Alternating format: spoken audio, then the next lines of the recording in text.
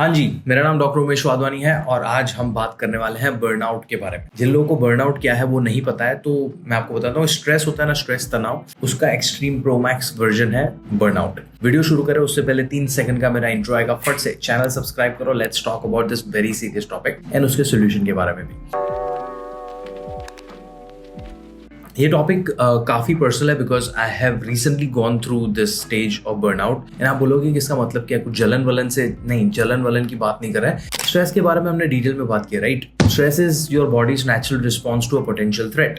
तो आपको ऐसे टेंशन होता है, ओवर थिंकिंग होता है, but burnout is an extreme version of, जहाँ पे आपको टेंशन तो होती है बट साथ साथ में आपको बहुत ही ओवरवेल्म फील हो रहा है। ज्यादातर सिचुएशन ये काम से रिलेटेड होती है, बट ये कोई फैमिली सिनेरियो में भी हो सकता है, रिलेशनशिप्स में भी हो सकता है। तो आपको ओवरवेल्म फील हो रहा है कि आपको ऐसा लग रहा है आपने बहुत, आपके सर पे रिस्पॉन्सिबिलिटी है, बहुत ज्यादा काम है। उसके अलावा आपको पावरलेस और हेल्पलेस फील होता है कि ये सिचुएशन में आप कुछ कर नहीं पाओगे, like you are so helpless and you also feel underappreciated. तो नाउ ये सिचुएशन तुम कहीं पे भी लगा सकते हो। तुम कहीं पे काम कर रहे हो और आपको काम की रिस्पॉन्सिबिलिटी बहुत दे दी है, आप उसमें कुछ नहीं कर सकते और आपको उसका अप्रिशिएशन भी नहीं मिल रहा है। That these are the 3 things. Same thing can happen in family. Family में आपको बहुत रिस्पॉन्सिबिलिटी देगी, आप बहुत सारी चीजें हैंडल कर रहे हो, आप उन सिचुएशन के बारे में कुछ कर भी नहीं पा रहे हो और आपको अप्रिशिएशन भी नहीं मिल रहा है। Same can happen in different relationships. If you are going through that, you are under the umbrella of burnout.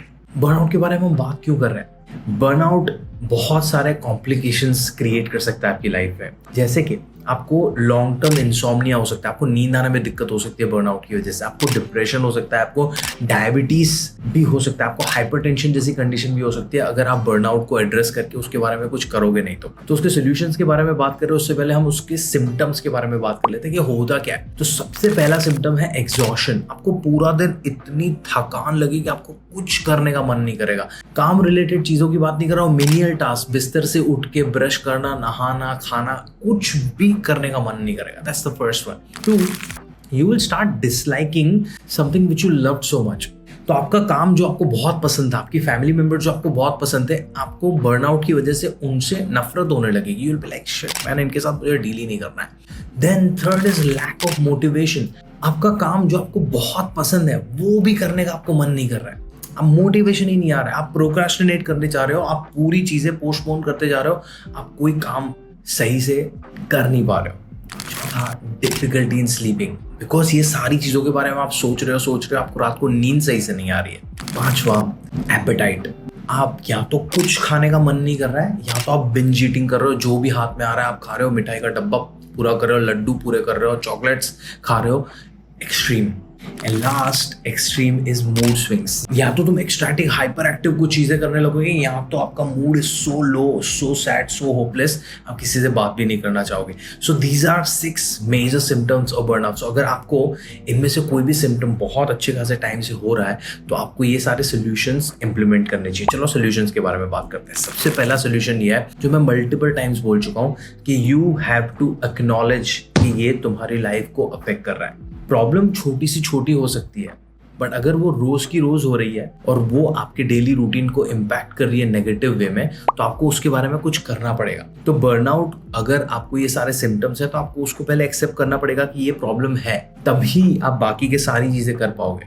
तो फर्स्ट एक्सेप्ट कि यहाँ ये प्रॉब्लम है और उसके बारे में मुझे कुछ करना है। जब तक एक्सेप्ट नहीं करोगे तब तक आप कुछ नहीं करने वाले उसके बारे में। दूसरा, कंसल्ट मेंटल हेल्थ प्रोफेशनल। 4 में और टिप्स देने वाला हूँ, बट वो टिप्स टेम्पररी काम करेंगे। परमानेंट काम करने के लिए, परमानेंट सोल्यूशन लाने के लिए, you have to speak to a counsellor और a mental health professional, because इसको रूट से निकालना है। हमें टेम्पररी सोल्यूशन नहीं चाहिए। नाउ टेम्पररी सोल्यूशन की जब हम बात करते हैं तो टेम्पररी सोल्यूशन में लोग बहुत सारी चीजें करते हैं। उसमें 2 कैटेगरीज है। एक कैटेगरी जहां पे आपको सोल्यूशन तो मिल जाएगा बट वो आपकी हेल्थ को और नेगेटिवली इंपैक्ट कर सकता है इन अ लॉन्ग रन, एंड दूसरा जहां पे सोल्यूशन मिलेगा बट वो हेल्थ को पॉजिटिवली इंपैक्ट करेगा। नेगेटिव इंपैक्ट करना है स्मोकिंग, गांजा, दारू, पॉर्न देखना, गैम्बलिंग करना, ये सारी चीजें नेगेटिवली इंपैक्ट। इसमें आपको टेम्पररी अच्छा तो फील होगा, सुट्टा मारोगे यू विल फील बेटर, दारू पियोगे you will feel better, but अगर वही चीज को सोल्यूशन के तौर पे आप यूज करोगे तो इन अ लॉन्ग रन वो आपकी हेल्थ को नुकसान करेगा। I am not saying it don't do this, I am not judging you on the basis of this, but logically you have to think कि मुझे कौन से रिसोर्सेज पे जाना है, राइट। ऐसा रिसोर्स जो मुझे नेगेटिवली और इंपैक्ट कर रहा है, या ऐसा रिसोर्स जो मुझे टेम्पररी हेल्प कर रहा है बट लॉन्ग टर्म में मुझे पॉजिटिवली हेल्प भी कर रहा है। एंड लॉन्ग टर्म में पॉजिटिवली हेल्प करने वाली चीजें हैं 1, go for a walk in nature। जब आप 20 मिनट से ज्यादा कोई भी फिजिकल एक्टिविटी करते हो तो आपकी बॉडी में एंडोर्फिन्स रिलीज होते हैं जो आपको अच्छा फील कराएंगे। जब नेचर में करोगे तो आपकी बॉडी में सेरोटोनिन रिलीज होगा जो आपको अच्छा फील कराएगा। टॉक टू योर फ्रेंड्स और फैमिली मेंबर्स और someone whom you love and adore. जब तुम ये करते हो तुम्हारी बॉडी में ऑक्सीटोसिन रिलीज होता है जो तुम्हें अच्छा फील कराता है। Try doing meditation. And I know meditation की जब भी बात आती है तो लोग बोलते हैं यार नहीं हो पाएगा। आपको मेडिटेशन का सिलेबस ही गलत पढ़ाया हुआ है। अगर आपको अच्छे तरीके से मेडिटेशन इजी वे में सीखना है तो मैं यहाँ पे लिंक छोड़ रहा हूँ।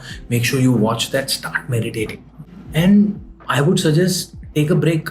अगर काम से इशू हो रहा है, काम से ब्रेक लो। फैमिली से इशू हो रहा है, go away for a holiday for 2-3 weeks. Relationship में चल रहा है, take a break, don't break up, just take a break, go away from that situation and come back.